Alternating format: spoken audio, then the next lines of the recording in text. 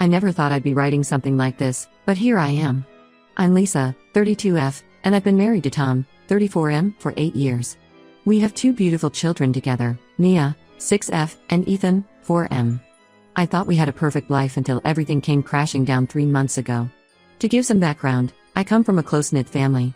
My parents, John, 58M, and Mary, 56F, have been married for 35 years and have always been our role models. They met in high school and have been inseparable ever since. Growing up, our house was always filled with love and laughter. Family dinners were a nightly ritual, and weekends were spent on camping trips or working on home improvement projects together. I have 2 siblings, my older brother Mark, 36M, and my younger sister Amy, 28F. Mark was always the protective big brother, looking out for Amy and me.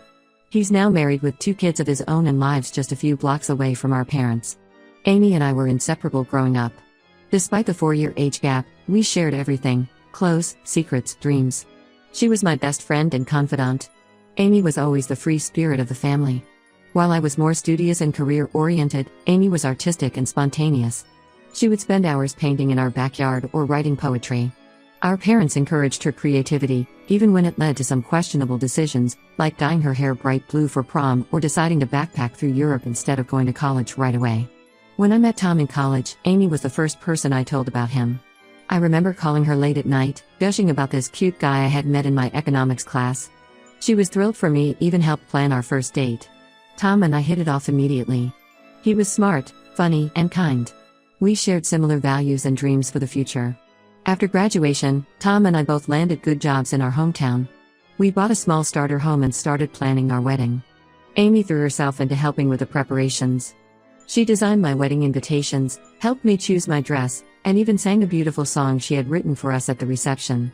Tom and I got married in a beautiful ceremony surrounded by our family and friends. I remember looking at him as we said our vows, thinking how lucky I was to have found my soulmate. After the wedding, we settled into married life easily. We both focused on our careers, taking turns cooking dinner and sharing household chores. A few years into our marriage, we decided to start a family. We were overjoyed when I got pregnant with Mia. Tom was an attentive partner throughout my pregnancy, attending every doctor's appointment and even taking birthing classes with me. When Mia was born, Tom was a natural father. He would spend hours rocking her to sleep, singing lullabies off-key but with so much love. 2 years later, Ethan joined our family. Again, Tom was amazing throughout the pregnancy and early days of parenthood. He always made sure to give Mia extra attention so she wouldn't feel left out with the new baby. Our life seemed perfect. We had 2 beautiful children, successful careers, and a loving extended family. Tom got along well with my family, especially Amy. They shared similar interests in sports and outdoor activities, often going on hikes or to games together. I was happy that my husband and sister got along so well. There were times when I felt a twinge of jealousy at how easily they seemed to connect, but I always brushed it off. After all, Tom was my husband and Amy was my sister. I trusted them both completely. About 6 months ago, I noticed some changes in Tom's behavior. He started working late more often, became secretive with his phone, and seemed distant. At first, I chalked it up to stress at work. Tom had recently taken on a big project and I thought he was just preoccupied. I tried to be supportive, making sure dinner was ready when he got home late and not complaining when he spent weekends catching up on work. Amy, too, started acting strange. She visited less frequently and when she did, she seemed uncomfortable around me. She would avoid eye contact and her usual bubbly personality seemed subdued.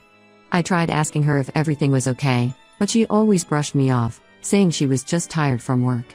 3 months ago, I discovered the truth in the worst possible way. It was our wedding anniversary, and I had planned a surprise dinner for Tom and me. I left work early to set everything up at home.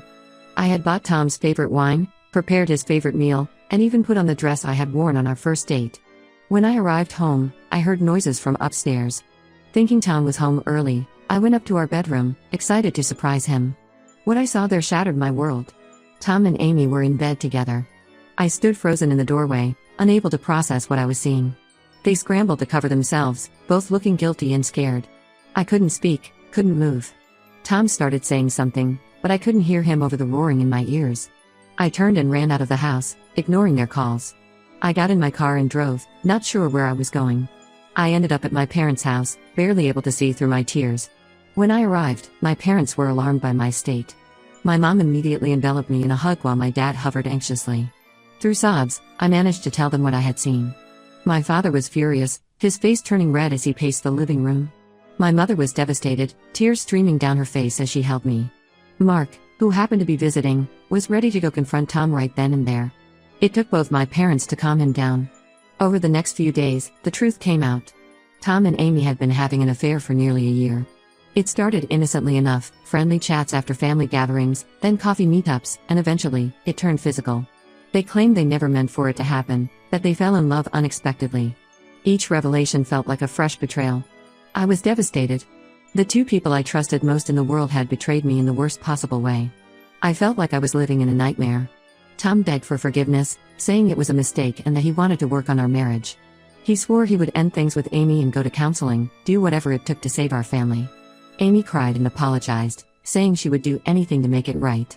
She said she had tried to end things with Tom multiple times, but they kept getting drawn back to each other. But I couldn't forgive them. The betrayal was too deep, too painful. Every time I looked at Tom, all I could see was him with my sister. Every memory of our life together now felt tainted. I asked Tom to move out and filed for divorce. I cut off all contact with Amy, despite her constant attempts to reach out. My parents were supportive of my decision, although I could see the pain in their eyes at seeing their family torn apart. The past 3 months have been a blur of lawyers, custody arrangements, and trying to explain to my children why Daddy doesn't live with us anymore. Mia and Ethan are confused and upset, which breaks my heart even more. Mia keeps asking when Daddy is coming home and why they can't see Aunt Amy anymore. Ethan is too young to fully understand, but he senses the tension and has become clingy, often waking up at night crying for Tom. My parents and Mark have been my rocks through all of this. They've helped with the kids, supported me emotionally, and even assisted with the practical aspects of separating my life from Tom's. Mark has been particularly protective, screening my calls and even staying over some nights when I felt too overwhelmed to be alone. But I know it's hard for them too. They love Tom like a son, and Amy is still their daughter, despite what she's done. I can see the conflict in my mom's eyes when she talks about Amy. She's torn between her anger at what Amy did and her love for her youngest daughter. My dad is less conflicted. He's furious with both Tom and Amy and has made it clear they're not welcome in his home. The hardest part is the loneliness. I've lost my husband and my sister in one fell swoop. Family gatherings are now awkward affairs, with Amy conspicuously absent and everyone trying to avoid the elephant in the room. I've thrown myself into work and taking care of the kids, but the nights are long and painful. I lie awake, replaying memories and wondering how I could have been so blind. I'm trying to move forward, but it's hard. Every time I see a happy couple, I'm reminded of what I've lost. Every time Mia asks when Aunt Amy is coming to visit, my heart breaks all over again. I'm in therapy, trying to work through my feelings, but the anger and hurt are still raw. Yesterday, I received a call from my mother. She was crying and could barely get the words out. Tom and Amy are engaged. They're planning to get married as soon as my divorce is finalized. I felt like I had been punched in the gut. It's bad enough that they betrayed me, but to flaunt their relationship like this? It feels cruel and insensitive. I don't know how to handle this. How am I supposed to co-parent with Tom when he's married to my sister? How can I ever face family gatherings knowing they'll be there, happy and in love, while I'm alone? How do I explain to my children that their aunt is now going to be their stepmother? I feel lost and alone. I know I need to be strong for my kids, but right now, I'm struggling to even get out of bed in the morning. I'm considering moving away, starting fresh somewhere new where I don't have to see them or be reminded of their betrayal every day. But is that fair to my kids? To my parents? I never thought I'd be in this position. I'm angry, hurt, and confused. I don't know what to do next. Any advice would be appreciated. How do I navigate this mess without completely falling apart? Update 1, it's been 2 months since my last post, and a lot has happened. First, I want to thank everyone for their support and advice. It's been overwhelming but incredibly helpful to know I'm not alone in this. After much consideration and discussions with my therapist, I decided to stay in our hometown for now. As many of you pointed out, moving away would disrupt my children's lives even more, and they need stability right now. Instead, I focused on creating a new normal for us. The divorce proceedings are moving forward. Tom didn't contest anything, probably out of guilt. We've agreed on joint custody, with the kids primarily living with me. It's been hard, but I'm trying to keep things civil for Mia and Ethan's sake. We've set up a schedule where Tom has the kids every other weekend and one evening during the week for dinner. The first time I had to drop the kids off at Tom's new apartment was gut-wrenching. Mia was excited to see her dad, but Ethan clung to me, crying. I had to fight back tears as I handed him over to Tom. As I drove away, I saw Tom comforting Ethan in the rearview mirror, and it hit me all over again how much our lives had changed. As for Amy and Tom's engagement, it's the talk of the town. People have been surprisingly supportive of me, often going out of their way to check in or offer help. My neighbor, Susan, has been bringing over casseroles and offering to watch the kids. My old college roommate, Rachel, drove 3 hours to spend a weekend with me, just to keep me company. It's heartwarming, but also embarrassing to know that everyone is aware of my personal drama. My parents are struggling with the situation.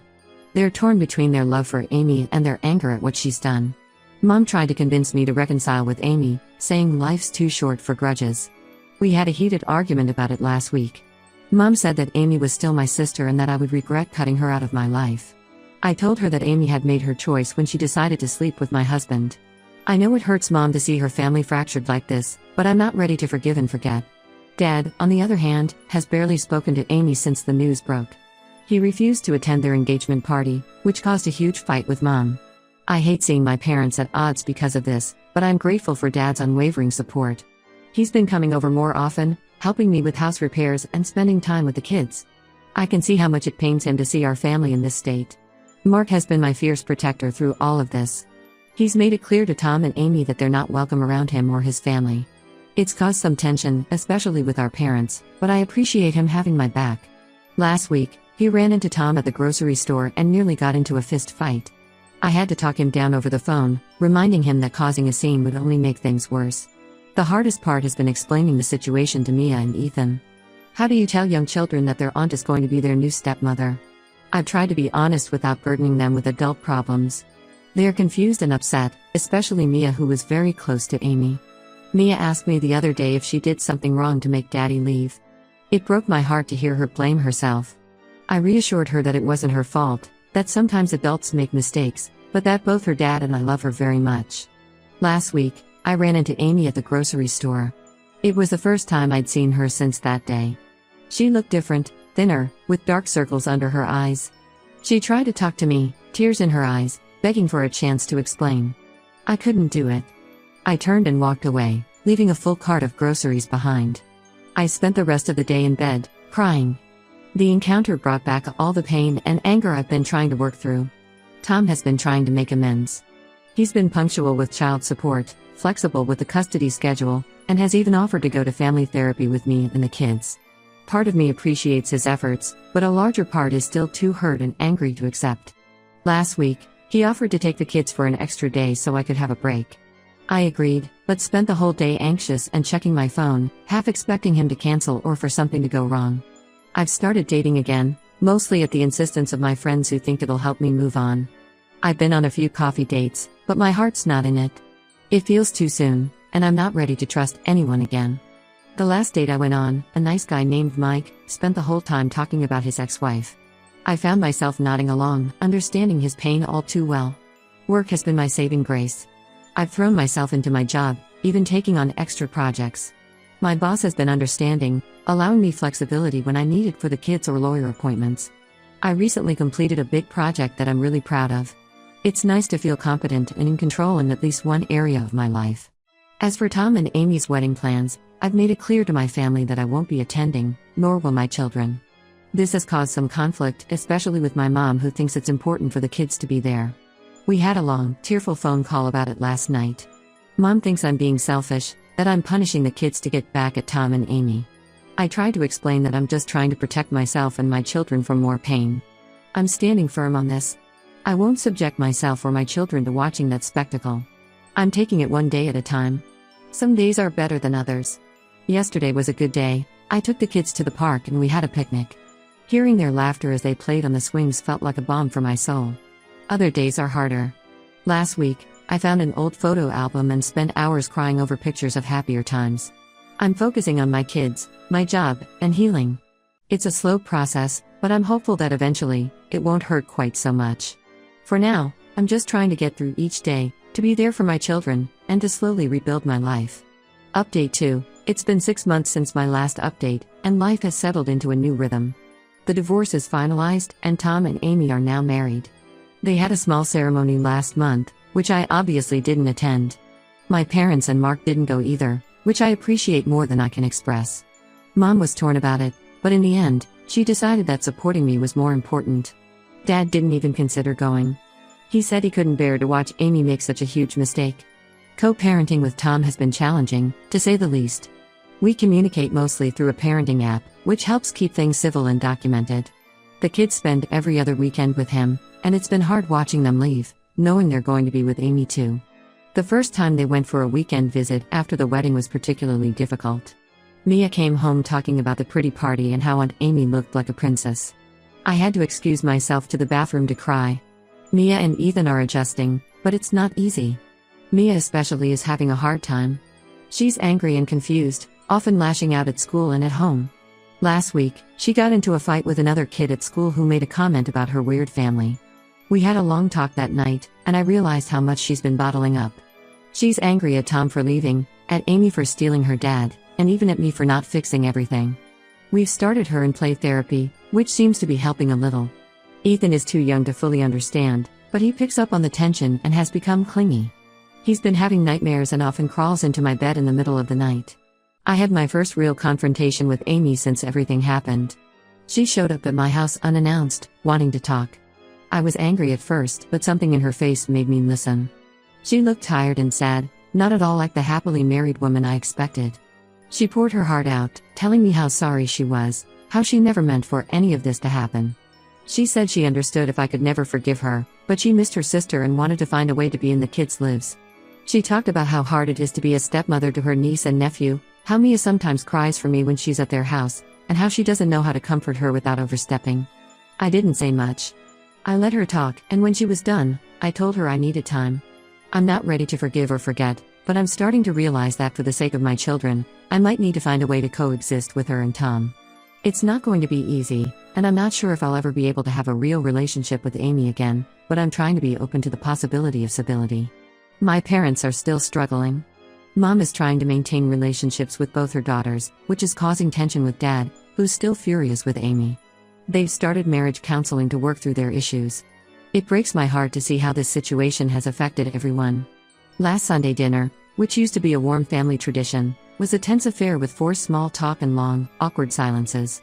On a brighter note, I've been promoted at work. The long hours and extra projects paid off, and I'm now heading my own team. It's challenging but rewarding, and it's given me a much-needed confidence boost. My new role comes with a significant pay raise, which has eased some of the financial stress of being a single parent. I've even started putting money aside for a family vacation with the kids next summer. I've also met someone. His name is Alex, 36M, and he's a single dad I met at one of Mia's school events. We bonded over the challenges of raising kids alone and have been on a few casual dates. We've been taking things very slowly, but it's nice to have someone to talk to who understands the complexities of dating as a parent. Last week, we took our kids to the zoo together. Seeing Mia laugh and play with Alex's son gave me hope that maybe, someday, we could all be happy again.